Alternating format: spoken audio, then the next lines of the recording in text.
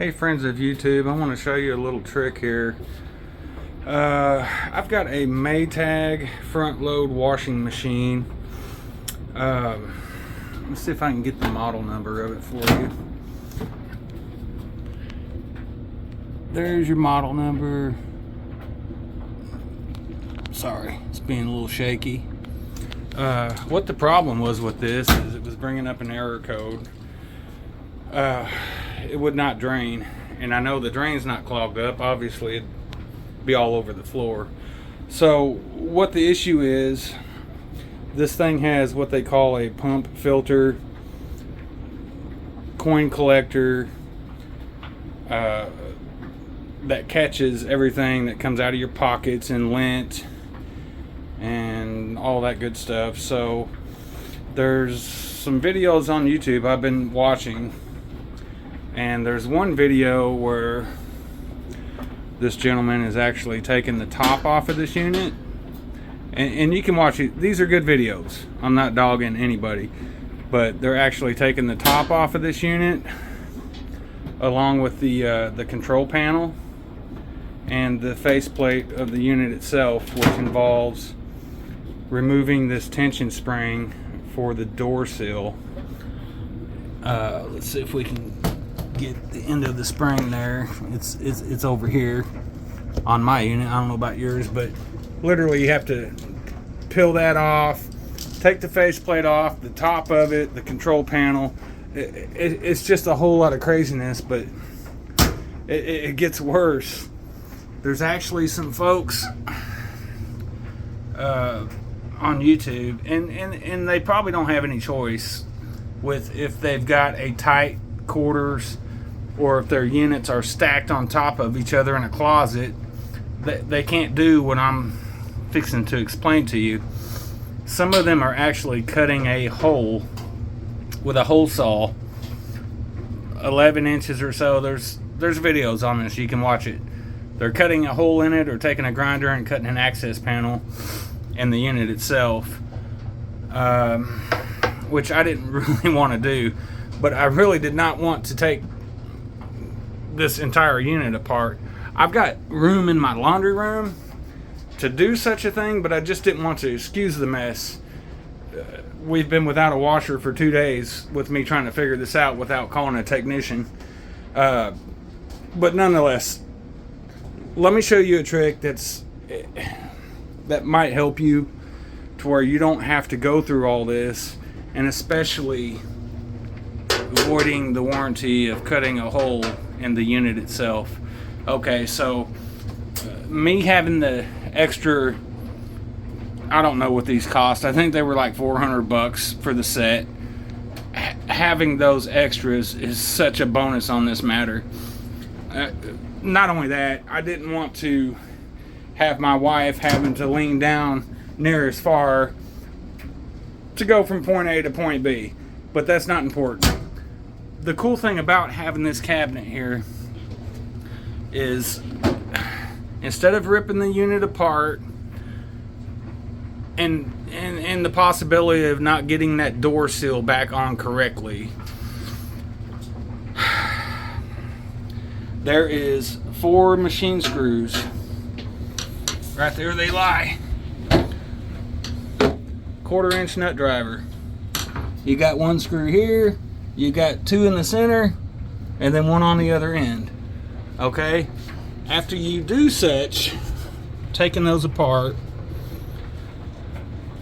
you are then going to take, let's see if I can do this with with trying to film. You're going to take the bottom part of this. I have to put my phone down real quick. Bear with me.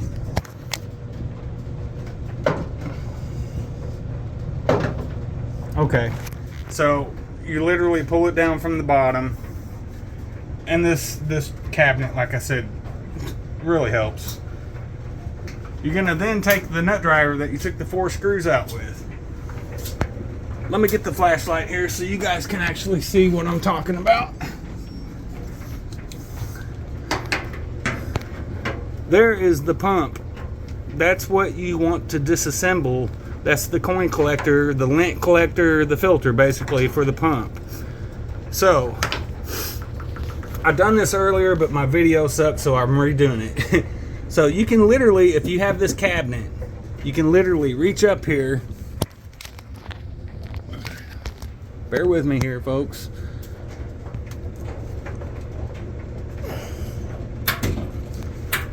You can untwist this without disassembling anything.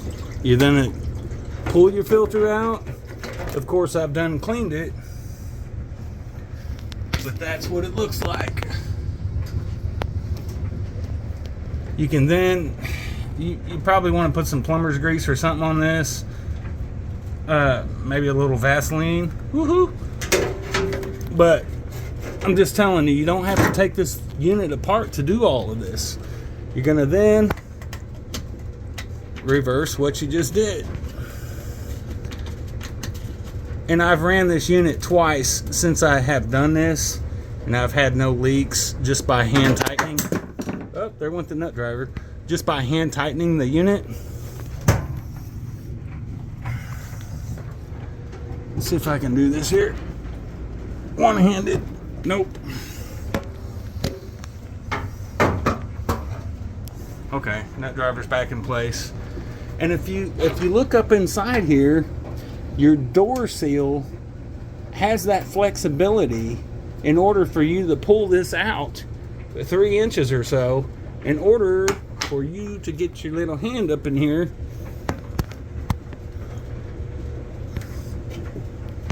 and do what you got to do with that plug. So